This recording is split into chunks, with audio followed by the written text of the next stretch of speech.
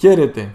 Ονομάζομαι Στέλιος Πανταζής, είμαι γιατρός εξειδικευμένος στην ιατρική διατροφολογία και στις διαταραχές του μεταβολισμού και σήμερα θα ήθελα να σας μιλήσω για τη δυσκολία στην απώλεια βάρους κατά τη διάρκεια του φθινοπόρου. Αφού εξηγήσω πού οφείλεται, θα σας πω και ένα μυστικό για να προστατευτείτε από αυτήν. Ασχολούμαι επαγγελματικά με τη διατροφή για καλύτερη υγεία και μείωση βάρους σχεδόν 20 χρόνια και στα 2 ιατρικά κέντρα που ηγούμε έχω παρακολουθήσει όλα αυτά τα χρόνια πάνω από 70.000 ξεχωριστά περιστατικά. Από νωρίς σε αυτή τη δουλειά παρατήρησα ότι η απώλεια βάρους στα άτομα που ξεκινούσαν διατροφή το φθινόπωρο ήταν λιγότερο εντυπωσιακή από τα άτομα που ξεκινούσαν διατροφή για απώλεια βάρους την άνοιξη. Το φαινόμενο μου έκανε εντύπωση και του έδωσα ιδιαίτερη σημασία και το μελέτησα. Αρχικά το απέδωσα με λίγο αστεία διάθεση σε αυτό που ονόμαζα beach pressure, κάνοντας ένα λογοπαίχνιο με τον όρο peer pressure που αναφέρεται στην πίεση που δέχονται τα άτομα μιας ομάδας να προσαρμοστούν στις νόρμες της ομάδας. Αντικατέστησα όμως τη λέξη peer με τη λέξη beach, δηλαδή παραλία, υπονοώντας ότι η πίεση για τη σωματική προετοιμασία για να βγει το άτομο στην παραλία το κινητοποιεί ώστε να τηρήσει καλύτερα αυτά που του πρότεινα. Με όσους ειδικούς το είχαν συζητήσει σε ιατρικά συνέδρια διατροφής στο εξωτερικό, έδειχναν να συμφωνούν με λίγο χαμόγελο. Αν και οι ιατρικές έρευνες πάνω στο μεταβολισμό ήρθαν να προσθέσουν ένα ακόμα, ίσως πιο σημαντικό λόγο. Η απάντηση ήρθε από τη χρονοβιολογία, δηλαδή τη μελέτη των φυσικών κύκλων του σώματος που σχετίζονται με τις εναλλαγές της φύσης, όπως η εναλλαγή μέρα-νύχτας και η εναλλαγή των εποχών. Φαίνεται λοιπόν ότι όσο οι μέρες γίνονται μικρότερες και από τις ζεστές μέρες του καλοκαιριού προχωράμε στις ψυχρές μέρες του φθινοπόρου, εμφανίζεται αυξημένη πείνα που έχει ως επακόλουθο την αυξημένη πρόσληψη τροφής. Δηλαδή το φθινόπωρο πεινάμε περισσότερο και τρώμε περισσότερο και αυτό είναι γεγραμμένο μέσα στο DNA μας. Αυτός ο πανάρχαιος μηχανισμός που προετοιμάζει το σώμα μας να συντονιστεί με τη φυσική μείωση της διαθέσιμης ποσότητας τροφής το χειμώνα μας προστατεύει ώστε να επιβιώσουμε επειδή η τροφή μέχρι την άνοιξη δεν θα είναι αρκετή. Όλα τα ζώα κατά την προετοιμασία τους για τη χειμερινή περίοδο αυξάνουν τα αποθέματα λίπους τους εκμεταλλευόμενα την αυθονία τροφής του φθινοπόρου ώστε να αντιμετωπίσουν την επακόλουθη έλλειψη τροφής του χειμώνα.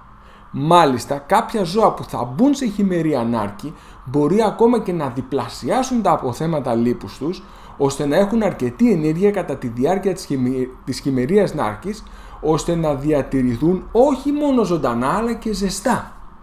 Οι ερευνητές έχουν απομονώσει αυτά τα γονίδια που είναι υπεύθυνα για αυτές τις διαδικασίες και τα έχουν εντοπίσει και στους ανθρώπους.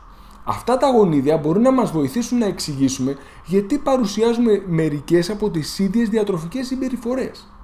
Η επίδραση αυτών των γονιδίων που ενεργοποιούνται το φθινόπωρο δεν είναι μικρή.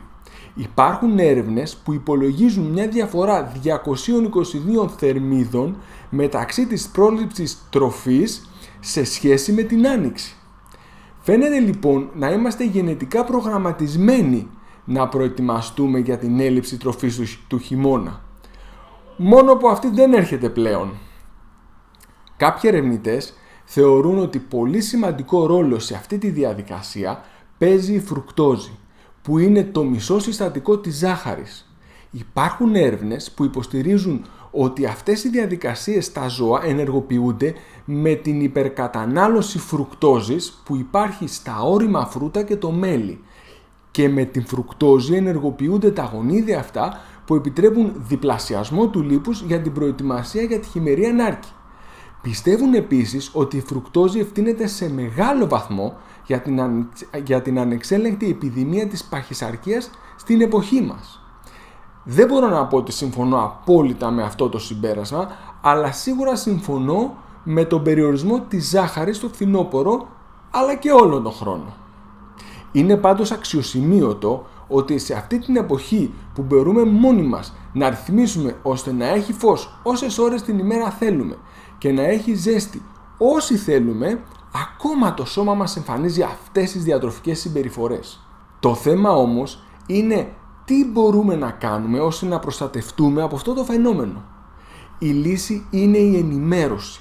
Αν γνωρίζουμε ότι έτσι θα λειτουργήσει το σώμα μας και ότι ο μηχανισμός είναι ισχυρός και αρχαίγονος, θα πρέπει να κάνουμε μια πιο συνειδητή προσπάθεια να αποφύγουμε την κατανάλωση τροφών με χαμηλή διατροφική αξία που παχαίνουν.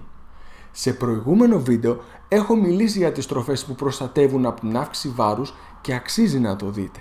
Σίγουρα η ζάχαρη και οι τροφές με γλυκιά γεύση θα πρέπει να περιοριστούν, όσο και οι επεξεργασμένες τροφές που είναι πλούσιες σε επεξεργασμένα λιπαρά και υδατάνθρακες. Επίσης, όσοι ξεκινούν διατροφή το φθινόπωρο, καλό είναι να τροποποιήσουν τις προσδοκίες τους και να τις προσαρμόσουν στην χρονοβιολογία. Να προσέξουν πολύ τις ημέρες των εορτών των Χριστουγέννων και να ξέρουν ότι μετά από αυτό το διατροφικό σκόπελο έχουν 8 καθαρούς μήνες μέχρι το καλοκαίρι να πετύχουν το βάρος που είναι ιδανικό για την υγεία τους. Μακροχρόνια θα βγουν κερδισμένοι γιατί θα κρατηθούν στις γιορτές και μετά, όπως λέμε, μια κατηφόρα μέχρι το καλοκαίρι. Αν βρήκατε το θέμα ενδιαφέρον, σας παρακαλώ να πατήσετε το κουμπί μου αρέσει, να το μοιραστείτε με άτομα που θα το βρουν ενδιαφέρον και να εγγραφείτε στο κανάλι για να σας ενημερώνουμε για μελλοντικά θέματα. Επίσης, μπορείτε να χρησιμοποιήσετε τα σχόλια για να ζητήσετε να παρουσιάσουμε ένα θέμα στο μέλλον. Σας ευχαριστώ πολύ.